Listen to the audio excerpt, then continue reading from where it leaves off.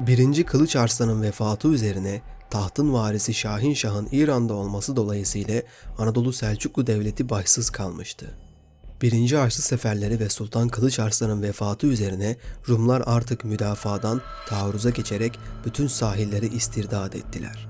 Yani geri aldılar.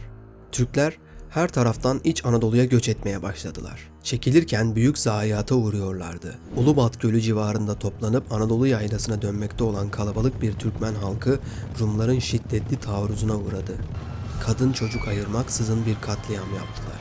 Bizanslı tarihçi Anna Komnena şöyle demişti: Türklere o kadar zalim davrandılar ki beşikteki çocukları dahi kaynar kazanlara attılar. Ölümden kurtulanlar kara matem elbiseleri ile Anadolu'yu dolaşıp feryat ettiler ve Türkleri intikama çağırdılar. Kayseri emiri Hasan Bey ordusunu toplayarak Rumlar üzerine saldırıya geçti. Türkler İznik ve Bursa taraflarına kadar alanlarda bulundular. Lakin umumi ricat durdurulamadı. İmparator Türkleri Garbi Anadolu'dan, Şimal'den ve Canup sahil bölgelerinden attı. Konya'ya kadar ilerledi. Sultan 1. Mesud, Konya önlerinde Bizans ordusunun karşısına çıkarak onları geri püskürttü. Zengi Devleti Emiri İmadettin Zengi'nin Urfa kontluğunu yıkması da üzerine gelince Haçlılar 2. Haçlı Seferi için karar almışlardı. Alman İmparatoru 3. Konrad ve Fransa Kralı 7. Louis komutasında bulunan bu büyük ordulardan Doğu Roma İmparatoru da korkuyordu. Zira Rumlar Ortodoks, Haçlılar ise Katolik mezhebindendi. Bu yüzden birbirinden nefret ederlerdi.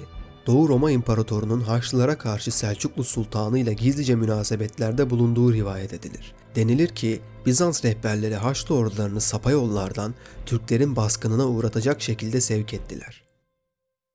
Nihayetinde bu 2. Haçlı Seferi ordularının çok büyük bir bölümü Anadolu Selçuklu Devleti'nin saldırılarında öldürülmüştü. Çok azı Suriye'ye geçebilmiş, onlar da Nurettin Zengi karşısında hiçbir başarı elde edememişti. Bu başarısız Haçlı Seferi Haçlılar ile Doğu Roma'nın arasını açmıştı. 1. Mesud'un vefatından sonra yerine oğlu 2. Kılıç Arslan geçmişti. Lakin Selçuklular şehzadelerin birbiriyle harplerinden çektiği kadar Haçlı seferlerinden ve Doğu Roma'dan çekmemişti. 2. Kılıç Arslan'ın 2 kardeşi ona isyan etmiş, bu isyan hareketine damadı Danışmentli Zünun ve Sivas Meliki Yağıbasan, Malatya Emiri Zülkarneyn ve Anadolu Selçuklularına karşı Danışmentlileri destekleyen eniştesi Nurettin Zengi de dahil olmuştu. Bu isyanları lehine kullanmak isteyen Doğu Roma'da 2. Kılıç Arslan'a karşı hazırlıklara başlayınca dört bir taraftan baskı altında kalan Kılıç Arslan sulh yollarını aramaya koyuldu. Nihayetinde Doğu Roma ile barış imzalamaya muvaffak oldu. 1063 senesinde Yağıbasan ve kardeşi Şahin Şah'ı bertaraf etti. Danişmentlilerin elinde bulunan Elbistan, Darende, Gedük ve Tohma suyu yörelerini ele geçirdi.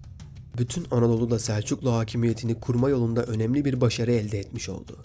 Bunun üzerine Nurettin Zengi, Kılıç Arslan'a elçi göndererek Kayseri ve Malatya'yı Zünun'a bırakmasını ve hapiste tutulan Şahin Şah'ın evlatlarının salıverilmesini istedi.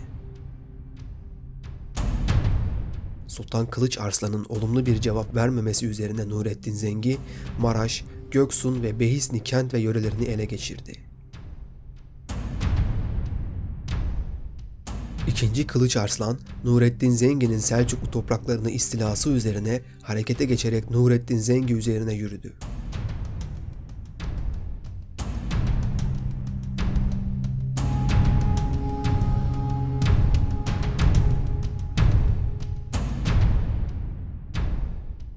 Ancak Anadolu Selçuklu ve Zengi devletlerinin harp etmelerini kimse istemiyordu. Arabulucular sayesinde iki taraf da bu muharebeden vazgeçti ve anlaşmaya vardı. Nurettin Zengi ele geçirdiği Anadolu topraklarından çekilirken Malatya Zünun'a geri verildi. Ardından Nurettin Zengi'nin vefat haberi 2. Kılıç Arslan'a ulaşınca tekrar Malatya'yı kuşatarak topraklarına kattı. Zünun ise Doğu Roma'ya sığınmıştı. Kılıç Arslan'ın bu kadar kuvvetlenmesinden endişelenen ve Türkmenlerin Garbi Anadolu'yu istila eylediğini gören İmparator Manuel, Türkleri tamamıyla ezmek ve Bizans'ı tekrar Anadolu'ya hakim kılmak kararıyla büyük bir ordu hazırlayarak bizzat Konya üzerine yürüme kararı aldı.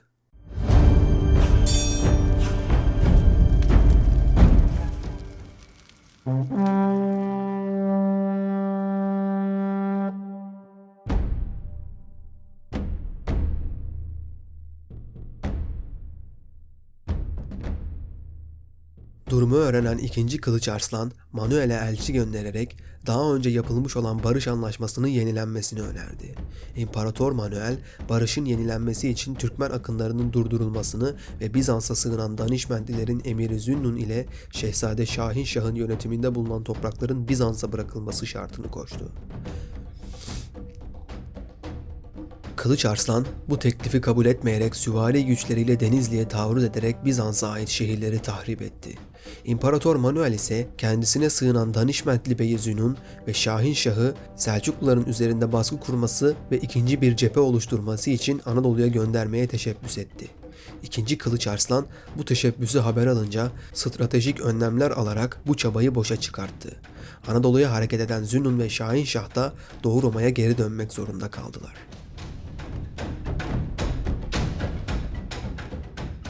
Anadolu Selçuklu Sultanı 2. Kılıç Arslan son gelişmeler üzerine imparatora ikinci kez elçi göndererek barış önerisinde bulundu. Manuel bu barış teklifini de reddederek komutanı ve amcasının oğlu Andronikos Vatatzes'i ordusuyla birlikte Amasya'ya, Selçuklu ordusunun üzerine taarruza gönderdi. Kendisi de Frank, Peçenek, Macar ve Sırp güçlerinden oluşturduğu ordusu ile Konya'ya doğru yöneldi. Selçuklu savunma birlikleri Amasya'ya doğru ilerleyen Andronikos'un ordusu ile Niksar civarında karşı karşıya geldiler. Bizans ordusunu durdurup Andronikos'u da bu muharebede öldürdüler.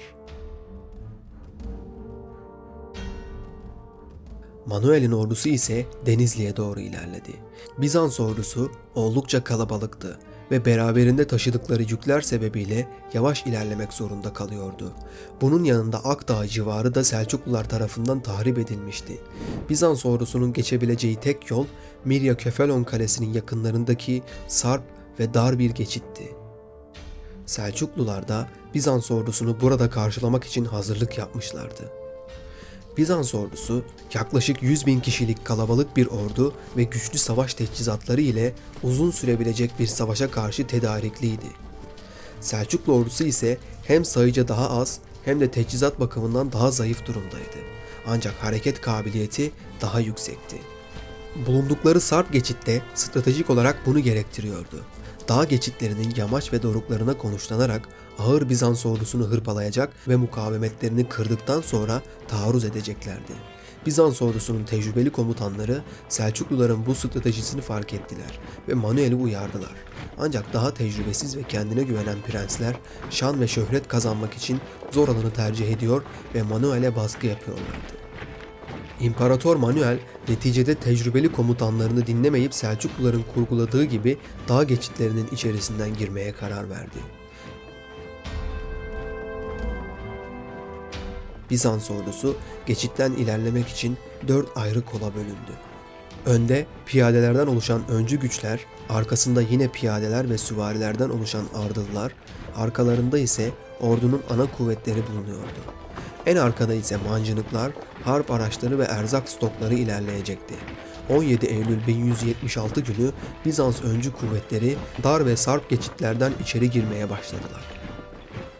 Bizans öncü kolu ve ana kuvvetleri geçidin dar bölgesinden henüz geçmişken onları takip eden mancınık ve ağır savaş araçlarından oluşan ardılları da geçide girmek üzereydiler. Selçuklular sarp alanlara konuşlandıkları yerlerden bu esnada aşağı inip öncü ve ana kuvvetleri geçidin içinde tutarak taarruza geçtiler.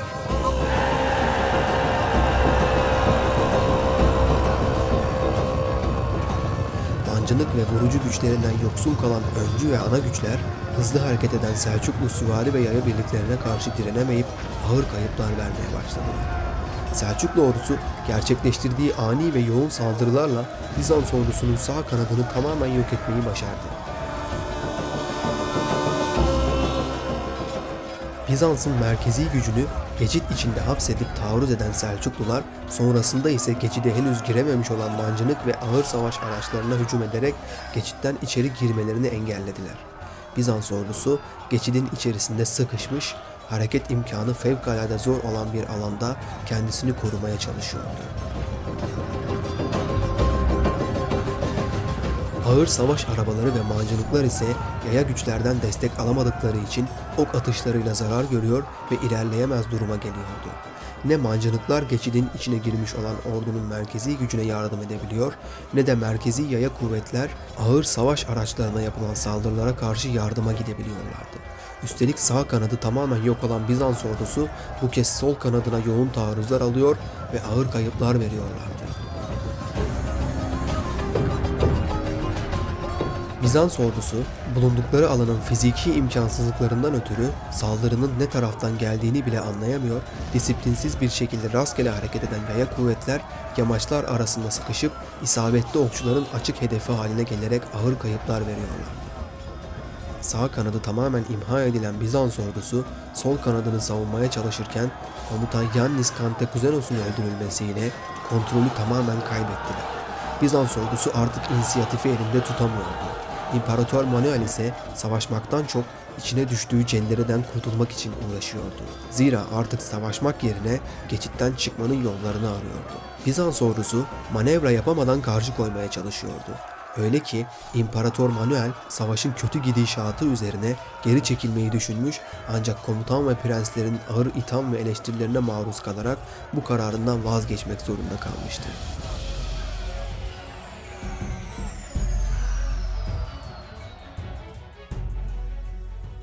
Miryokefalon Savaşı'nın 3. gününde Bizans ordusunun ağır savaş teçhizatları ve mancınıklarla donanmış birlikleri tamamen yok olmuş ve tamir edilemez duruma gelmişti.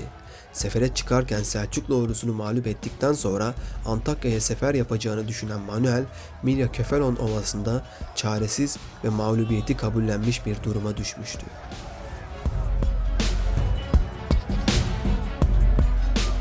Ordusuna savaş meydanında komuta eden Selçuklu Sultanı II. Kılıç Arslan, stratejik avantajlarını ortadan kaldırıp ağır hasarlar verdiği Bizans ordusunu tam anlamıyla sindirmiş ve üstünlüğü ele almıştı.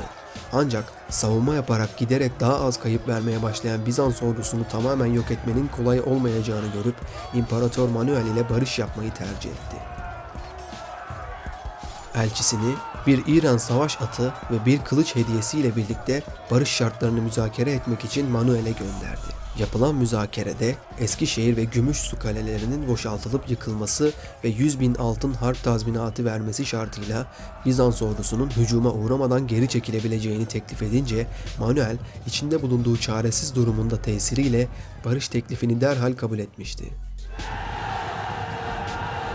Nihayetinde Miryokefalon Muharebesi Bizans için bir hezimet, Selçuklular için ise Anadolu'nun hakimiyetini kesinleştirdiği mühim bir başarı olmuştu.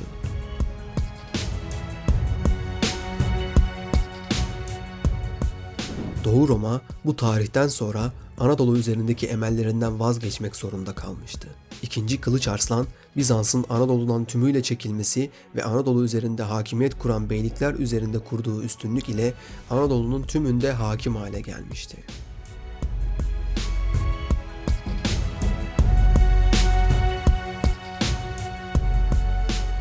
Aynı zamanda 1. Haçlı Seferi'nin oluşturduğu buhranı ortadan kaldıran bu zafer, Bizans'ın Malazgirt Muharebesi'nden beri 100 sene müddette beslediği Anadolu'yu geri alma ümidini tam anlamıyla kırmıştı.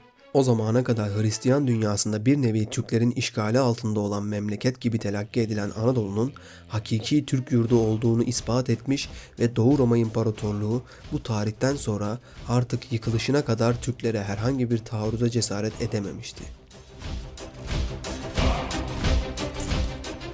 Zaferden sonra Sultan Kılıç Arslan, başta Abbasi halifesi olmak üzere bütün İslam hükümdarlarına birer fetihname göndererek küffar Doğu Roma'ya karşı kazandığı büyük zaferi müjdelemişti.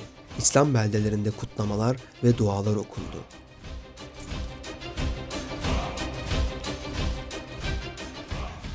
Daha sonra Kılıç Arslan, Eyyubi hükümdarı Selahaddin'e gönderdiği bir elçi aracılığıyla vaktiyle Nurettin Mahmut Zengin'in ele geçirdiği Selçuklulara ait Raban Kalesi'nin geri verilmesini istedi.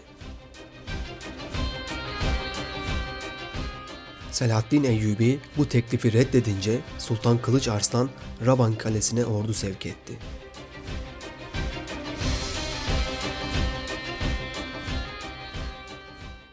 Ancak bu ordu Selahaddin tarafından yenilgiye uğratıldı.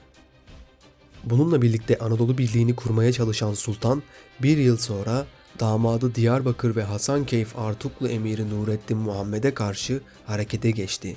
Bunun üzerine o da Selahaddin'e sığındı.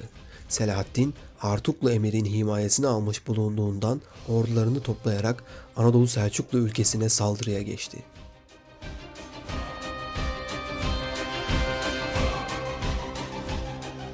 Kılıç Arslan, Veziri İhtiyarüddin Hasan'ı göndererek Selahaddin ile bir barış anlaşması imzaladı. Böylece her iki hükümdarın arasındaki gergin hava ve savaş durumu ortadan kaldırılmış oldu. Bu anlaşmadan çok geçmeden sonra Kılıç Arslan ve Selahaddin, Çukurova'daki Türkmenlere karşı saldırıya geçen Ermeni Prensi II. Ruben'e karşı ittifak ettiler. Birlikte Ermeni ülkesine saldırarak itaatları altına aldılar.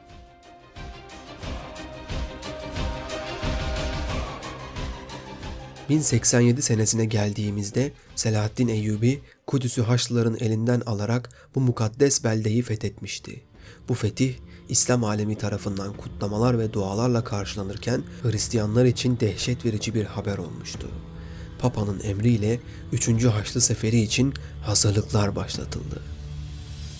Alman, Fransız ve İngiliz kralları Müslümanların kökünü kazımak için yola çıkmıştı. Lakin onları kuzeyde Anadolu Selçuklu Sultanı II. Kılıç Arslan, güneyde ise Kudüs Fatihi Selahaddin Eyyubi beklemekteydi.